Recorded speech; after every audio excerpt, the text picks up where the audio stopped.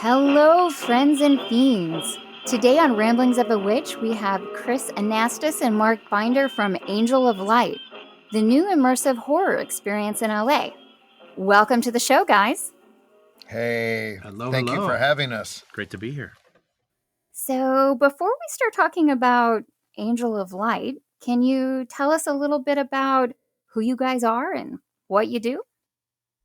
I just want to be the fiend. I love that. Friends and fiends. I'm the king fiend. A little bit about us. We suck at comedy. We love horror, and we are very demented, and we found each other. My kind of people. All right. Yeah. All right. I'm Mark Binder. Chris will jump in, I'm sure, in a sec. I've been in the entertainment industry for a long time. Started with me. I went to Cal Arts. If any CalArtians are out there, hey, yo. Got drafted out of Cal Arts, got into the music business, ended up getting signed to Zoo BMG. Did a bit of that. Napster happened. Deals went away. It was very difficult to make a living in the music business back then.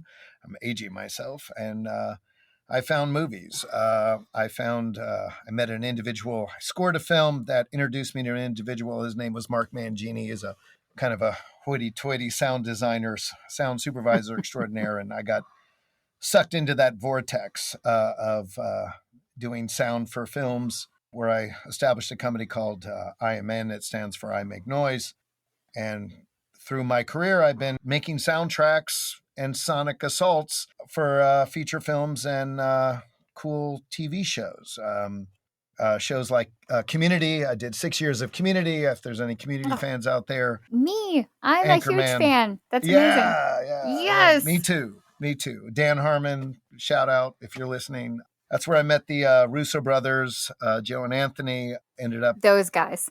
Yeah, those guys as young filmmakers, right? As young filmmakers from Ohio, and then that happened. Obviously, we all know their legendary world of what they did with Marvel. They now have established a studio called Agbo, where I've done movies, Cherry, Gray Man, Extractions, all the Extractions. Anyway, so that's sort of my day gig. That's been my day gig, but that's not what this is about and why we're here, because I've always kept focus on finding a partnership, someone that can relate to all sorts of my insanity and disruptive tendencies, to go play in a sandbox and create a sandbox that was exciting again. And, look, I like to make things. I found Kristen and Anastas. We've been working together for almost a decade on separate but very close projects together. After the pandemic was winding down, I just looked at him and said, are we just going to keep our day gigs, or are we going to do something fun together? And, well, we chose fun, and that's where we're going to start. Choice. The Angel of Light. This is chapter 1 of a large book. Okay. Chris, jump in, baby. Yeah, absolutely. So, background in filmmaking, cinematography, tech, everything horror my entire life. So, I bask in the industry, bask in the world, and have worked, like I said, everything from script and storytelling to writing horror to shooting it. And I have an extensive, background in tech, and have created a lot of tech innovations that were created with Mark here at the studio that are being used and were used by studios to launch their films in an immersive way. So everything immersive, everything related to film, and it's all based around the horror genre, and have been actively involved and have been basking in it my whole life. So the combination of the two of us is pretty demented. Okay, there's beauty in morbidity, folks. Let's just say that there's beauty in morbidity. We're really hot models in the morbid sense. Yep. At least we want to believe that. I love it. Okay, so you guys both come heavy movie background, and now you have this absolutely wild immersive experience, Angel of Light. So that name evokes all kinds of ideas behind there. My initial thought was that it was going to be a very religious kind of horror experience sort of thing. Angel of Light, where did that come from y'all's demented, your words, imaginations to. Well, it's funny. There is a religious vortex in this story. If anyone has done an inkling of research, the only time Satan was ever listed or mentioned in the Bible was he came to earth as an angel of light. The great thing about organized religion, well, one of the few things for me, is that it allows an opportunity of horrific stories that can be told so simply. Look, the angel of light is Satan. And this stop for the angel of light at the moment is at the Los Angeles Theater. Is you go through those doors and you're not in Kansas City. You're not in Kansas anymore, folks. We bring you directly into a demonic, hexed world that everyone is living in. We have our base around religion, but it's like a performance art piece of telling this bizarre, surrealistic story of walking into a live film or a live painting, and for people just to enjoy and get whatever they want to get out of it. One of our rules, even though when we were developing this, was we didn't want to force feed people the story as much as we wanted people just to experience the demented world that we've created.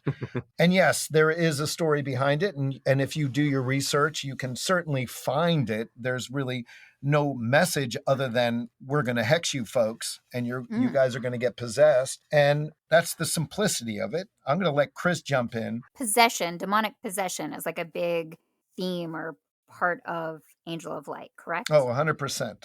Okay. All Yeah, right. it's a big part of it, and we kind of left the angel of light, the connection that you read about, that in the Second Corinthians verse, and kind of sprinkled throughout biblical verses. Mark and I are big on putting something out there, but giving people the creepiness of having them come up with their own interpretation of it. The monikers that are out there with evil and devil and Satan, with ram's heads to 666 to the quintessential, very cliche way of doing your average possession. And it's great. It's something that Mark and I kind of leave out there for interpretation, because our view of evil and what is going on here, and something that said it's not the ram's head, it's not the 666, it's not the inverted pentagrams and all of that. And that's what the world has come up with. But the true meaning behind it is we don't really have a definition of evil, is that we know that it exists, and it could exist in each and every one of us. And it's creepy to let that story just kind of unfold in within itself, surrounding the angel of light, experience. So we don't tap on what the definition of that means until we get to more of a linear storytelling, which is our movie, the movie Hex and Angel of Light. So that's just to tap onto your question about the angel of light and its connotation and where that lives.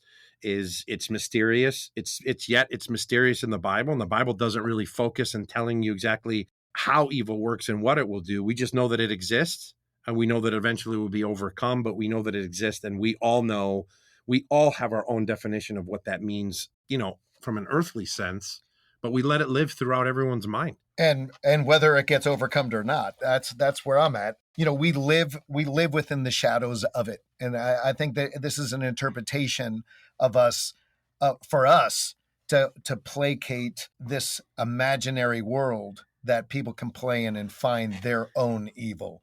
And we didn't want to create an experience where we're chasing you down hallways with chainsaws and constantly bombard you with a basking of jolt scares. It is an assault to the imagination. It's an assault to an adult's imagination, not just to creep them out, but to bring them back to a childhood where we feasted with our imaginations and we believed our worlds. This is part of the art piece that we've brought to the table with the Angel of Light in downtown Los Angeles. There's a lot of depth to it, but you don't have to read an encyclopedia to understand it. You can go there and find multiple layers of experience without even lifting a finger. And it's great that we've been watching it every night so far, and just watching it translate that way is just so cool. It hit a note. I like it when evil stirs in places that you would never expect. But I think the creepy part about all this is, Jennifer, is a lot of this is based on true story. Okay, And I see, know that now may you're come getting across as creepy. like, I'm sorry. Yeah. No, I know it may come across as like, wait, what do you mean? But a lot of this I shared with Mark is that I've witnessed some things as a child, and I remember a young girl that was brought to a nunnery. She was brought to a monastery actually, because she was troubled, and it was about 3 to 4 months later. The first time it happened, all the monks, they contacted the girl's family and they asked her to leave, because What? they couldn't take out this possession that was there, and they asked her to leave and she left, and that creeped me out, as a child. So, Mark and I've got our own stories of things that we've witnessed and seen. Evil's undefined and it's creepy and it's like UFOs and it's like ghosts. We can't explain it, but we're magnetically drawn to it because we don't have a definition of where it starts and where it ends. We just We know that just it know it exists exists. and it's scary. Yep. Yep. Exactly. What was so great walking into Angel of Light actually is when you walk through the doors, you absolutely feel like you have entered the 30s, but at the same time, a parallel 30s where something is very, very wrong with the world. You are unsettled from the moment you walk in. And it doesn't end pretty much until you wake up the next morning because you leave pretty unsettled as well. Is there a specific story that you're telling, or is it left for you to just kind of ponder that feeling of something's wrong, something's evil? If you follow the narrative, there's multiple layers to this story, but if you follow the narrative, in mid 30s, Rota K. Preston now, who married Dr. Paul Preston, who was a massive inventor in the early 30s and was supported by Mr. McKenzie and the McKenzie Foundation, and actually was sued by Edison himself for patent infringements. Dr. Preston met Rota in Fairport, New York. They ended up getting married. One of the things that Rota, one of her extraordinary abilities, was an incredible voice, and she became this amazing recording artist in the 30s, actually singing Gershwin songs and et cetera, et cetera. Through Dr. Preston's invention, he created the ability to enhance sound, both in recordings as well as live distribution, to give people a whole other experience. I mean, much like what the iPhones or technology has done. I mean, back then they were playing in tube technology, and he happened to stumble upon a way of creating a delivery system that could produce sound heard like no other. With that being said, that's how this hex is how this possession is transferred. That through subliminals, through a binaural beat, as the film will explain later on down the line. Back then, this binaural beat, and that's why it's so fascinating when you listen to music or sound in churches or mosques or temples and stuff like that. They're all designed to reverberate and create a system of enhancement. He figured out how to do that electronically. And that was also the pathway, unbeknownst to him, it was the pathway of how the devil found a direct dart or bullet into everybody's soul. So hopefully that's making some convoluted sense, but that's the Absolutely. story. That's the story that happens. Is this singer comes in, and unbeknownst to herself, because she does not know that she is the conduit of Satan himself, is used as a vehicle to possess everybody through its sonic assault. So she literally has the voice of an angel, just not the one you want her to. Exactly. Hey, Exactly. And if you've watched any of the trailers going into this, you'll get a sense of what's going on. We've placed some storytelling narrative there, which you can see in the trailers, this young girl and the nunnery and the exorcism that takes place in her movie. It's sprinkled throughout social media and it's sprinkled throughout the trailer. And if someone doesn't watch it and they come in, obviously we're just laying out pieces that we want everybody to just assemble together in their own depiction of what's going on here. But from from the lobby to the ears bleeding to the actors with certain lines, leading all the way up, asking certain questions. We've basically laid out a story that's there, that's visual, and that people are talking about, leading you up, obviously, into the theater. And again, we plan on building this story over the next few years, because we're going to do this again and again, and then when the movie's released. So this is storytelling that's building over the next 3 years. Yep. That was one of my questions. Are you going to do more immersive experiences as we get closer to the movie? Oh, absolutely. Yep. Oh, fantastic. And here's the thing, not like we put this together in 3 months. And everyone, You're kidding. everyone, including my dead relatives, said we were totally insane. I agree. It's not rushed. It's not made up. It's not jazz. It's a thing that Chris and I have been developing in our heads for quite some time. And what we've done in 3 months, we can't wait to see now through this first chapter, what chapter 2 and 3 and 4 are going to look like, because everybody around us, it's typical here in Hollywood, it's typical here anywhere in the world, everybody, let's get Mikey, he'll lead it, eventually someone's got to do it first. The genie's out of the bottle, everything that we plan to do, we executed, and we're affecting people, and we're just so humbled by that. At the same time, there's so much more that is and will happen, that just we want everybody to say we're so grateful that everyone enjoys what there is, but this is just the base camp, and where we're going to take this is going to be crazy next level stuff. So this is a fascinating way to build an origin story for a film. Now, if this first one in 2023 is taking place in the 30s, is there going to be a progression of time until you reach the time that the film actually takes place in? Does it take place in modern times? Get out of my head. Get out of, stop it. Yes, the film hex takes, yeah. Yeah, we don't listen. The film's got to be released, in 2025, and that's our anticipation. So we have another 2 more Halloweens to get there. We anticipate them most likely progressing this into 1955 next year when we do this at the LA Theater. Yep. Right. So it's just like what happened. It's a relative of Rota, and it got leaked again. It came back to the theater.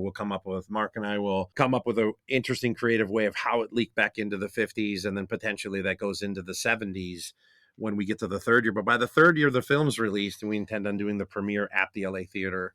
But the film itself, Hex, takes place in 2030. Yeah. Right. So we pushed it. In the future. It's in the future a little bit, because the way that it works with binaural and the iDosing and the app and the Sound Syndicate and all these kids that are part of iDosing, all of that, we wanted to push it to where it's like 10G to smartphones, so we can do a lot of file sharing and a lot more interesting things with respect to smartphones than we can do today, and we'll eventually get there. So that's the whole idea behind that, and that takes place in 2030. But we intend on shooting Angel of Light, which is the prequel to Hex, potentially at the same time. So we would go out, we would shoot Hex, we would shoot Angel of Light, we would release Angel of Light the next year, which is the prequel and the backstory that will tell the story of Rota, that will be at the LA Theater, that will be in Eastern Europe, that will give you the backstory to all of it. Okay, so this is a hugely ambitious project. I mean, this is massive. Yep. From spanning the time to having the immersive experiences to already having the 2 films planned. Do you guys feel like this is going to start a new trend when it comes to movies? Because as far as I know, I've only ever gone to immersive experiences that are tied into film and TV after it's been released. So you kind of already know everything that's going on. The idea of it being new before you see the film, I personally think is fantastic. And I've never seen anyone do that before. Do you think other people are going to go, this is a really great way to set up an origin? Yeah. Time will tell. We'll see. I think we are onto something. It also has, tremendous benefits to this because, Chris and I are always, look, the film media, that's a 2D plane and you're looking at synchronized sound following a bunch of crazy pixels moving on the screen. I think the quest to find true immersion. I mean, you look at the Star Trek, the Enterprise, the holodeck. Captain Picard's holodeck. I think we're in a Renaissance period. We just landed in the 21st century. This is an incredible time for the arts, an incredible time for invention, an incredible time for movement. Now, you know, outside of politics and shitty wars that are going on, I mean, I think the arts are exploding and will save this world, or at least what I believe Absolutely. will be there. We have an opportunity. We're living in a Renaissance period that is allowing us to do this. I don't think this could have been done 5 years ago. I don't think this could have been done, even 2 years. Obviously, the pandemic, but Definitely not 2 years ago. I don't think so. But you can only do it once. What a great time, coming out of that and living in a format that can expand itself in so many different vertical places than just, a movie theater or a TV or, a smartphone. I mean, I think we're all designed to experience things together. I think it's in our DNA. I think we're all being led down a path that is based on this monolithic machine that we look and absorb ourselves in. I think this is showing an incredible opportunity for all of us to get together and experience something together again. And that is the concept of our universe, is not just to have film, it is to have these live-based environments to express stories that can't be expressed any other way. So the world's our oyster. That's how Chris and I look at it. And the funny thing is we're the only ones that, we said, yes, it can be done. And well, heck, we did it. I hope everyone enjoys it and gives it an opportunity and a chance to, maybe change the old school methodology of saying this is how we're supposed to ingest entertainment. I think, look, I'm looking forward to seeing what other people will do with this mechanism, not just us. It's not just about us. It's about, hey, let's push the art form forward. Let's start creating things again, and let's make it fresh. Why just watch a horror movie when you can experience it? Absolutely. For sure. It definitely takes it to the next level. And I will say, too, I really appreciated that it was not your typical haunted house attraction, which Right. I worry a lot of people are going to assume it is, because LA has so many of those. So, listeners, I'm here to tell you it is not a haunted house. It is something far more than that, far more unsettling than that, because you're not just a spectator. You really are drawn into the story, which I think is no small feat to do. And Absolutely. your sets are absolutely incredible. It really messed with my head to think I was in the theater and then to think I was in the catacombs. Right. And it's funny, I often complain about that here in LA. This is Hollywood. We should have the best attractions. The city's full of people who make movies, yet so often I go to these events and attractions and I think, really? This is it? Shouldn't we have the best in the world here in Hollywood? So Right. it was nice to see somebody actually deliver that. The fact that you did it in 3 months, I'm absolutely blown away. I would have never thought 3 months, 6 months at least. So bravo on that. That alone is incredible. Well, thank you. Thank you. Thank you very much Thank you. for those praises. And look, there's a lot of great stuff this time of year. This is one of my I've born and raised in Los Angeles. I'm as big of a native as it comes, and this is my favorite time in LA. I mean, with the weather, with obviously Halloween, with just the holiday of all holidays that allows us to be our individual selves and not get judged by it, and allow us to, and the crazier we are, and the more different we are, the only bad thing that can happen is we win awards for it, right? So, Oh no. to the best dress, to the most ugliest, out of all the months that happen here, this is so much fun. And look, there's some great experiences out there. We're glad to be here in an environment that everyone's trying to make something special and make this time incredible. This is just our take. This is Chris and I's take on something, and we're looking forward to where this takes us. I had to congratulate you on your actors as well. You had some absolutely fantastic characters the night I was there that Thank you. really And disturbed shouts out me. to them. And shouts out to them because one of our chores, and it was very, very, we spent a lot of time for the time that we didn't have, but we spent a lot of time there's so much incredible talent in this town. And just finding someone that can do jump scares and stuff like that, and play that silly game. Look, there's a lot of that, and there's incredible actors that can do that. But our actors, we were very absolute that we wanted to challenge them to create these characters and carry it on with substance. And hey, we're very, very fortunate to have the cast that we have. We love them very much, and they're incredibly, incredibly talented. They did an excellent job of having an otherness to them that was very disturbing. No, I couldn't You know, agree with you more. yes, It there freaks me were out all jump the time. scares. And the jump scares, yeah, they worked. I did jump and scream, but it was some of the other, you could say, quieter moments that happened that just really bothered me in the best way. I mean, and I did this movie a long time ago called Paranormal Activity. I don't know if you all saw it, but Never heard of it. yeah, either of us. I met Oren back on day one.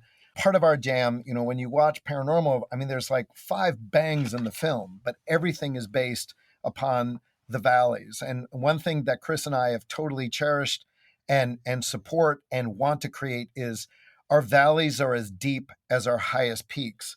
And if you just assault people, you one note. And that goes with Right. any narrative storytelling or anything you do in life. You have to find the yin and the yang. And I'm so happy that you brought that up, that it's the quieter moments or the stuff that happens in the shadows that make, when things do happen, that much more impactful. So Absolutely. I'm so thrilled you saw that. Oh, I did. It yes, it weirded me out. There were some actresses that did some things that just it was a very surreal feeling about them. That was amazing. I can't wait for everybody else to experience it. Yes. Please, And everybody come down. Be yes, patient and come down. absolutely. It is 100% something you don't want to miss. So guys, like what is like the big takeaway from that you want people to leave this experience with? Is it that you just like you want them excited about the future film, or like what is your hope that people will walk away with? Well, I think it's a multifaceted piece. First, we want them to be affected. We want them to be entertained. That's what we do. We're storytellers. 2, we want them leaving wanting more. And hopefully we begin to establish a fan base out there and a desire to say what's next. That's our hope and dream, is to keep making more cool stuff. But the reality of anything in life and in this world is, it's one thing to make it, but people got to like it. So Right. so far so good. But we're on the ride as well, because Chris and I walk through this thing every day, and we keep finding new things, and we want people just to bring themselves and allow themselves to go on a journey and have a good distraction and enjoy themselves. Get freaked out, scream a little, cry a little, and spill their drinks all over somebody. But uh that's it. And where else can you look, it's it's a theatrical experience, but we take you through the bowels of this amazing, amazing building. The doors have been shut for so long, and the place is. I can tell you this for a fact: the place is haunted. Oh, I No believe it. doubt, it has got spirits up the kazoo and you could just feel the energy. I mean, it's so interesting because I've seen people walk through the place that carry this energy, and they're holding the walls and they're touching. You can't help but not get affected by this place. And it's amazing to see all walks of life come through this place and how they're ingesting it, because we're very, very fortunate to have a built-in haunt. Wait, Truly haunted haunt. Is that why you chose that theater? I mean, what made you choose specifically the Los Angeles theater? First off, absolutely yes. You know, as being very affected by energies and the universe, and very fascinated by it. You know, it demanded this. We didn't demand from it; it demanded from us. And I mean, I think that's the beauty of opening up a canvas and painting on it, is, you know, not what you want to do, but what it's going to allow you to do. And, you know, the secret sauce of this place is that everything is connected for an absolute perfect reason. And the fact of these energies, I mean, look, I ask This is everybody a to whole come new down. horror movie right here. I mean, but isn't that what we do? You know, Right. you know, it's one thing to have a set, you know, on a back lot and say, "Ooh, we're haunted." I mean, come on, you know, I mean, the back lots, I'm sure, have their stories, and I'm sure there's some creep and all that stuff. For us, it is, you know, we built our place truly on kind of some crazy, sacred, freaky ground, and it just enhances the experience, you know, exponentially. So, you know, that's also, you know, an incredible secret sauce on this, is we weren't afraid to resurrect this building. You know, it would have been so much easier to go find some back lot or a stage or something like that and use all its infrastructure and backbone to create what we've created. We mutated this theater that was built in 1931 and then shuttered down. See, this whole event just got infinitely more creepy. True that. True that. That is fantastic. Thank you guys so much for creating this, and thank you for taking time out of your day to chat with me about it. Oh, our pleasure. Our pleasure. We really appreciate your time and your interest. Thank you so much.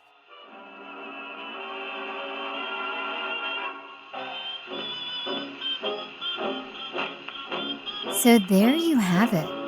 A truly one-of-a-kind experience here in Hollywood. I highly recommend checking out Angel of Light, especially if you love old-school horror movies, because I felt like I was in one all night long, where everything has an eerie and rather off feel to it. If you aren't into the traditional haunted house, you might actually love this, as it's more of a theatrical experience. And at the same time, if you do love traditional haunted houses, you will enjoy the creativity that went into this. It takes that traditional haunt formula and turns it on its head. The LA theater is breathtaking as it is, but walking in with it both looking like it did in its heyday and being populated by people costumed to match, you are instantly transported into an alternate and terrifying world. I'm ashamed to admit I tend to close my eyes when things are really scary, but I cannot stress how important it is to keep your eyes open and explore. There are so many fun and wicked details that you don't want to miss or rush past. Individual moments created by the talented actors that must be witnessed. So take your time. Enjoy every uncanny minute of it. As Mark said, find the beauty in the morbid, because above all else, Angel of Light is stunningly beautiful. Make sure you visit angeloflight.live to watch the incredible movie-level trailer for the event so that you can really experience the story to its fullest. Thanks to Chris and Mark, I'm excited to say that I have a pair of tickets to give away for the date of your choosing. So grab someone you can hold on to as you venture into the darkness. Like my post about this episode on Instagram @TheWitchVoice. Tag who you want to bring and let me know that you're ready to receive the light. And I will contact the winner on October 4th.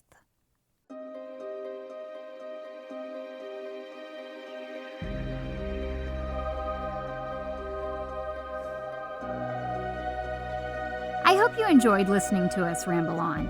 And if you loved it, please leave me a review and consider joining my Patreon for even more content.